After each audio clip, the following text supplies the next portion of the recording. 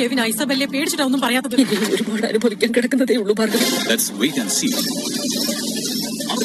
Hello, അങ്ങനെ നമ്മുടെ സുഗമോ ദേവി പുതിയ പ്രമോൽ ആകപ്പാടെ പ്രശ്നങ്ങളാണ്. നന്ദനാണെങ്കിൽ അവിടെ കേക്ക് മുറിക്കുന്നു, മനസ്സില്ല മനസ്സോടെ കേക്ക് മുറിക്കുന്നു, അവരുടെ ബർത്ത്ഡേ ആഘോഷിക്കുന്നു. പ്രകാശിന്റെ നാടകങ്ങൾ ഇങ്ങനെ ഓരോ ദിവസവും കൂടിക്കൂടി വരികയാണ്. അപ്പുറത്ത് ഋഷി നമ്മുടെ പ്രകാശിന്റെ അടുത്ത് ചോദിക്കുന്നുണ്ട്, യഥാർത്ഥത്തിൽ തന്റെ ലക്ഷ്യം എന്താണെന്ന് പറയാമോ എന്നൊക്കെ പറഞ്ഞ് നമ്മുടെ നന്ദനും ഋഷിയും രണ്ടുപേരും ഇങ്ങനെ മാറി മാറി ചോദിക്കുന്നുണ്ടെങ്കിൽ കൂടിയും നമ്മുടെ പ്രകാശം ഒന്നും വിട്ട് പറയുന്നില്ല. ഇനി പ്രകാശിന്റെ പിന്നിൽ ആരെങ്കിലും ഉണ്ടോ എന്നുള്ളതും കണ്ടു തന്നെ അറിയണേ.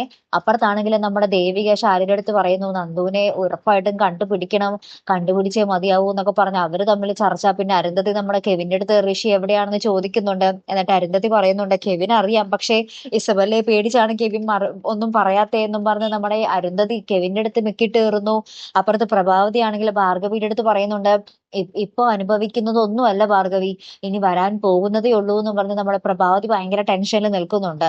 ഇനി എന്തായിരിക്കും അവിടെ സംഭവിക്കാൻ പോകുന്നത്? നന്ദൻ യഥാർത്ഥത്തിൽ കൊല്ലപ്പെടാൻ പോവുകയാണ്. നന്ദനാണോ ഋഷിയാണോ ആ ഒരു വിധിക്ക് കീഴടങ്ങാൻ പോകുന്നതല്ലേ?